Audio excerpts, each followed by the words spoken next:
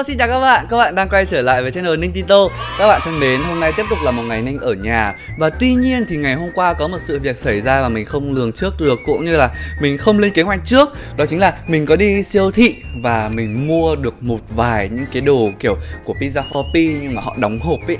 Đấy, thì mình có đăng lửng lơ kiểu như là hờ hững lên trên Instagram story thôi. Vậy mà có rất là nhiều các bạn hỏi xem anh ơi, pizza này bán ở đâu?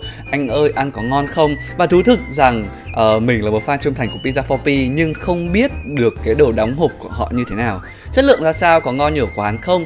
Nên là ngày hôm nay Ninh sẽ quyết định quay một cái clip unbox những cái đồ hộp của Pizza for P. Tất nhiên không phải là hết, tại vì là mình không mua để có thể quay clip, nên là mình chỉ mua một vài loại chính mà mình thích thôi.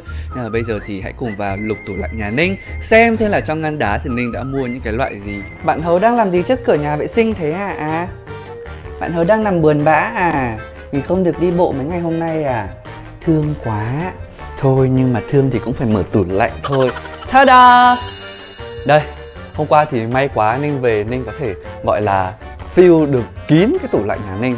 Chắc là sắp tới thì Ninh sẽ thay cái tủ lạnh khác. Nhưng mà đây, ta-da, giới thiệu với mọi người. Đây là ngăn đá này, thì có rất là nhiều đồ. Các mọi người có biết cái kem này không? Nestea, kem này ngon vãi luôn. Kem kiểu kem tuyết giống ngày xưa mà mình mút ấy, ngon vãi, ngon nhất là vị trà sữa nha. Đấy, trên này thì có rất là nhiều những cái đồ kiểu thịt này, rồi tôm này, rồi chả cá. Không, đây là gì? Đây là thanh cua mọi người ạ. Đó, dưới này thì Ninh cũng để rất là nhiều kiểu đồ Nhật. Ví dụ như là cá, đây là cá hồi nhưng mà teriyaki này. Đấy, xong đây là lươn Nhật này. Một số đồ chả giò, giết các thứ đầy ở đây.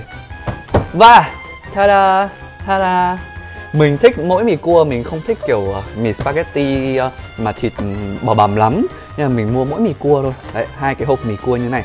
Hôm nay chắc là mình sẽ ăn một hộp. Có một cái này không phải mình mua hôm qua mà mình đã mua từ khá lâu rồi, ở Tommy Bun. Đây mọi người ạ, nó là một cái kiểu đóng gói packaging khác so với cái kiểu đóng hộp như thế này. Thì đây là cái pizza phô mai for cheese. Hôm nay mình sẽ ăn cái này. Và mình sẽ ăn một loại này đi. Mình sẽ ăn gà teriyaki, vị mình thích nhất. Làm nào để lấy được ra ta? Các bạn đợi chút nhá. Hello, xin chào, xin chào, xin chào. Xin chào, xin chào, xin chào. Ok, mình tự quay nên là nhiều khi phải đổi máy, góc máy rồi setup các thứ. Đâu, chết rồi. Đây chính là 3 đồ ăn mà ngày hôm nay chúng ta sẽ cùng review về đồ đóng hộp của Pizza for P khi mà mua tại siêu thị. Thật ra thì Ninh biết được là bên đấy họ có bán cả online nữa. Và bán ở siêu thị thì ở Hà Nội Ninh biết được 2 nơi, còn Sài Gòn thì Ninh cũng chưa rõ lắm. Ở Hà Nội thì họ có bán ở Tommy Bun, là một cái hệ thống siêu thị của Nhật. Ninh mua cái này ở Tommy Bun trên Xuân Diệu. Đó, và hai cái này thì Ninh... Ôi xong rơi cái máy này. Và ở trên Xuân Diệu thì mình có mua ở Annam Gourmet. Thì đây là hai cái sản phẩm mình mua ở đấy. Ở Annam thì họ đặt riêng một cái quầy rất là đẹp, 2 tủ lạnh đông để cho cái Pizza for P. Thì không biết hệ thống họ phân phối như thế nào, nhưng về giá cả Ninh đã thấy nó rất là khác rồi. Nếu mà các bạn mua ở trên web online, hôm qua Ninh có lên check ý, thì những cái sản phẩm này, ví dụ pizza họ chỉ bán khoảng 110.000 hoặc 90.000 chưa kể tiền ship. Còn ở Annam hôm qua mình mua ấy thì giá pizza Ninh không nhớ lắm tại vứt xứ bill rồi, nhưng mà nó cũng rơi khoảng 189.000. Hay ý đại loại là nó cũng chênh nhau khá là nhiều một khoảng giá như vậy. Nên các bạn có thể cân nhắc, nếu mà có thể tiện ra siêu thị để mua thì có thể mua tại siêu thị, còn không tiện đặt online cũng được. Không biết là dịch này thì họ ship siếc như thế nào, nhưng mà đấy là về giá cả. Còn về vị, hôm nay chúng ta sẽ có 2 chiếc pizza, một cái pizza for cheese và một cái pizza gà teriyaki. Thật ra thì còn một cái vị mà Ninh rất là thích, đó chính là salmon miso, đó chính là cá hồi sốt miso. Không biết các bạn có thích giống Ninh không? Đấy là 3 vị mà Ninh thích nhất. Ninh không ăn được fried cheese tại vì là Ninh khá là sợ các cái phô mai mà nó có mùi. Ok, thì đây là 2 cái pizza. Ngoài ra chúng ta sẽ có mì spaghetti, sốt cua, sốt kem cà chua. Nó ghi ở đây là healthy snack pasta. Các bạn sẽ thấy ở trên đây cái phần hướng dẫn ấy, họ ghi cả tiếng Anh, tiếng Việt và tiếng Nhật. Đây mọi người ạ. Tại vì theo như Ninh tìm hiểu, không biết là có đúng không nhá, thì Pizza for P là một cái thương hiệu pizza Ý nhưng mà của người Nhật mở ở Việt Nam. Đấy, Nên là trong đây nó sẽ có như thế này.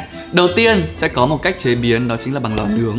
Thứ hai bằng lò vi sóng. Và thứ ba thì bằng chảo. Đây là cái recommend khuyên dùng của họ. Nên là ngày hôm nay Ninh sẽ nướng cái này bằng lò vi sóng và Ninh sẽ làm cái này bằng chảo cho các bạn xem. Ok, mình sẽ làm cái four cheese trước.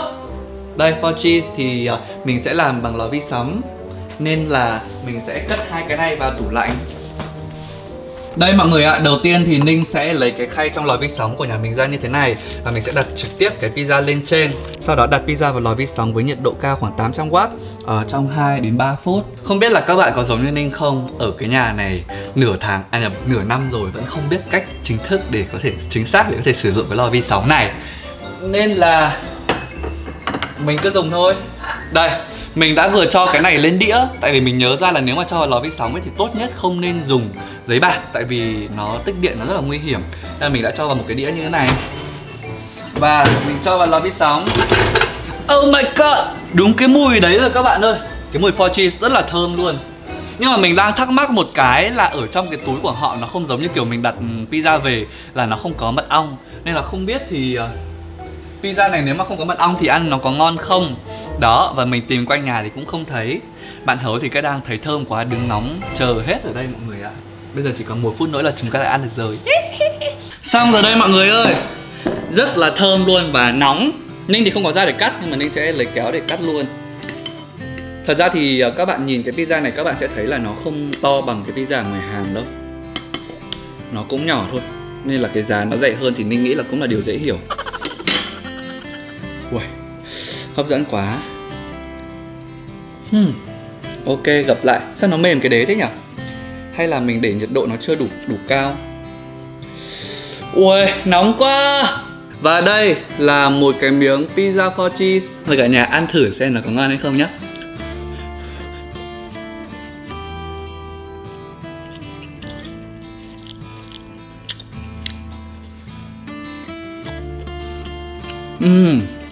Ngon quá.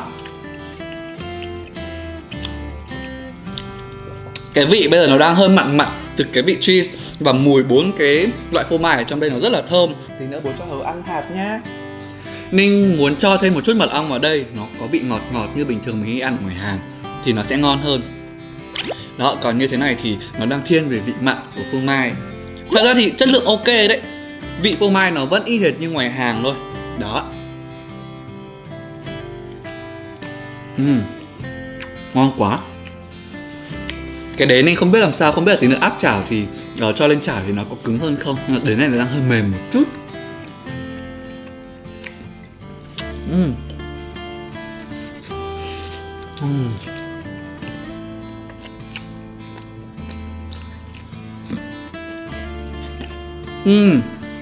Ngon. Rất ngon. Rất ngon bạn Hấu ạ. Ok, cái đầu tiên Ninh duyệt rồi nha. Bây giờ chúng ta sẽ cùng đến với cả chiếc pizza thứ hai. Đầu tiên Ninh sẽ cho 20ml nước lọc nguội ý vào trong chảo như thế này. Sau đó thì mình sẽ đặt cái giấy bạc lớn vào trong chảo như thế này. Cái giấy bạc này là giấy bạc nó có sẵn ở trong cái đồ đóng hộp của họ rồi. Ở dưới này thì họ có một cái lớp giấy nến như thế này, mình cũng đặt vào luôn. Và đây chính là cái chiếc pizza của mình này. Đó, mình đặt vào đây khá là vừa. Trong đấy sẽ có một cái giấy bạc nhỏ nữa. Mình sẽ đậy nó lên như thế này. Hoặc ngoài ra thì các bạn có thể sử dụng cái nắp chảo. Đó, mình sẽ đậy nó lên như thế này. Và chúng ta sẽ làm nóng pizza với lửa trong vòng 7 đến 8 phút. Trong lúc chờ đợi cái pizza nó chín thì mình sẽ làm luôn cái món mì spaghetti cua sốt kem cà chua này mọi người ạ. Trong đây thì sẽ có một cái túi mì này mọi người. Đó, một túi mì. Đây là một cái túi sốt. Đây là một cái túi cua và một cái túi phô mai. Thịt cua họ đã làm như thế này rồi. Bây giờ thì mình sẽ lấy cái mì này ra, mình cho vào một cái bát như thế này. Đây, mình sẽ cho cái sốt cà chua lên trên. 40ml nước mình sẽ cho vào đây như thế này. Và mình sẽ cho vào lò vi sóng. Đậy bát và hâm trong lò vi sóng 4 phút với công suất 800W. Rồi lấy ra và trộn đều. Trong lúc đó quay trở lại với cái này, mình sẽ bỏ cái lớp giấy bạc bên trên. Và để cho cái đế bánh nó bắt đầu cứng lại. Ui, mọi người có nhìn thấy không? Đây, Ninh zoom lại cho mọi người xem. Cái phần ở bên trên này nó bắt đầu nóng rồi. Nhìn ngon quá. Mình đã vừa mới làm nóng cái này mọi người ạ. Và bây giờ thì mình sẽ mở nắp thử ra xem là tình trạng cái mì đến đâu rồi. À, nó bắt đầu chảy ra rồi này. Lấy đũa đảo thử lên nhá. Đây mọi người ạ. Cái phần sốt nó bắt đầu chảy, nhưng mà sao nó không chảy hết nhỉ? Đó, xong mình sẽ trộn đều nó lên như thế này. Nó vẫn hơi cứng, hay là mình cho công suất nó chưa đủ nhỉ? Thực sự luôn đấy, phải tìm hiểu về cái lò vi sóng đấy thôi. Ninh nghĩ là mình phải cho thêm một chút đây, chứ nếu không thì cái mì này nó vẫn cứng quá. Rồi đây, Ninh vừa quay thêm một chút. Đấy, bây giờ nó mới bắt đầu nóng nóng này. Ninh sẽ đảo lại nó lên. Đó. Ui, hấp dẫn quá. Lâu lắm rồi không ăn mì cua, thèm quá. Này, mình sẽ cho cái gói thịt cua vào như thế này. Phải cho hết chứ. Và cho nó ngấm ngấm một chút sốt. Rồi, mình sẽ cho vào lò vi sóng thêm 2 phút nữa mọi người ạ. Thêm 2 phút thôi. Gần như hoàn thành rồi mọi người ạ. Bây giờ thì Ninh sẽ cho cái mì này ra đĩa cho nó đẹp đẹp một chút. Mình ăn là cứ phải cầu kỳ mọi người ạ. Đó, bày ra đĩa cho đẹp đẹp một chút này. Cho cua lên trên như thế này. Ui, ngon quá, ngon quá. Và cuối cùng Ninh sẽ cho cái phô mai ricotta bạc hà lên trên. Ngon chưa, ngon chưa, ngon chưa? Lau đi một chút, giống những đầu bếp chuyên nghiệp như thế này. Ta-da! Vậy là đĩa mì cua của mình đã hoàn thành rồi. Bây giờ thì mình sẽ đem ra bàn để có thể ăn nhé. Ok, vậy là chúng ta đã hoàn thành được 2 cái món chính ngày hôm nay. Thật ra món này cũng là món chính nhưng mà mình phải làm trước, tại vì mình không có đủ tay chân để có thể làm hết tất cả mọi thứ. Nên đây sẽ là cái mà mình sẽ ăn ngày hôm nay. Ok, đầu tiên mình sẽ ăn thử cái này. Mì cua, gọi tắt là mì cua đi. Mọi người ạ, thật ra thì Ninh không làm đúng theo cái thời gian mà trong hướng dẫn đâu. Tại vì là mình để từ ngăn đá ra mình cho vào luôn. Đến lúc mà mình quay 2 phút cái thịt cua ấy, nó còn chưa cả giã đông hết. Nên Ninh nghĩ là trước khi nấu mọi người bỏ ra một chút thôi. Thì khi mà nấu nó sẽ đúng được cái công thức của họ hơn. Hấp dẫn không? Ninh sẽ chụp lại một cái thumbnail.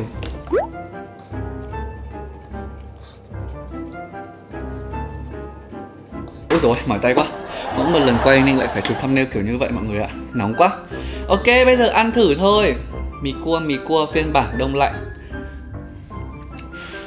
Mời cả nhà nhé.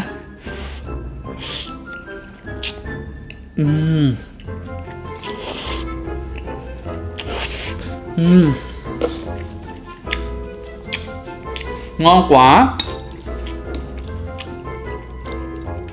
Cái thịt cua, cái sốt rất là thơm và ngậy. Rất là ngậy nhá. Bởi vì lúc cuối cùng nó đã sốt kem rồi, xong cuối cùng thì mình lại cho thêm cả một ít cái phô mai ricotta bạc hà vào nữa. Nhưng mà cái sợi này nó sẽ là cái sợi ở ngoài cửa hàng, nó sẽ là cái sợi gọi là chín vừa ấy, chứ không phải loại mềm đâu. Nên là nhiều bạn nếu mà muốn ăn mềm, các bạn có thể hâm nóng thêm một chút. Đó, ăn thôi, ăn thôi.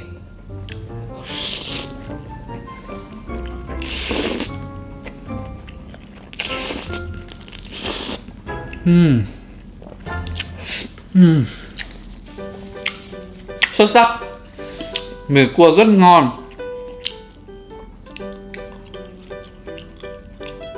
Rất nhiều thịt luôn. Cảm giác hình như còn nhiều thịt hơn cả bát mì cua ngoài cửa hàng ấy. Tiếc là ở nhà không có cái mai cua để đặt lên giống như họ.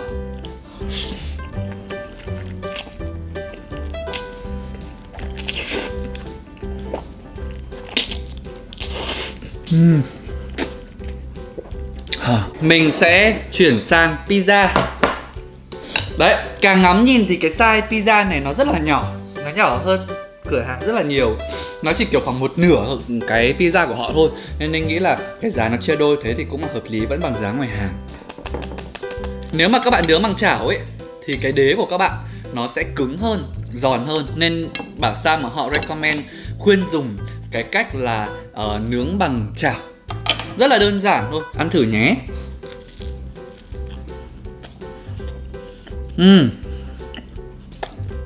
Đế rất là giòn.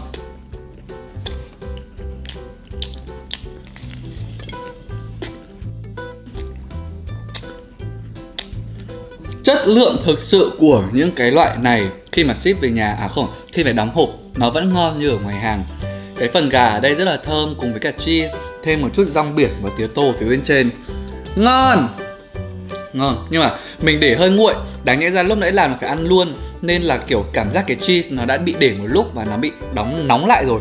Chính vì vậy các bạn làm cái gì các bạn ăn luôn cái đấy nhé. Các bạn nghe cái đấy không?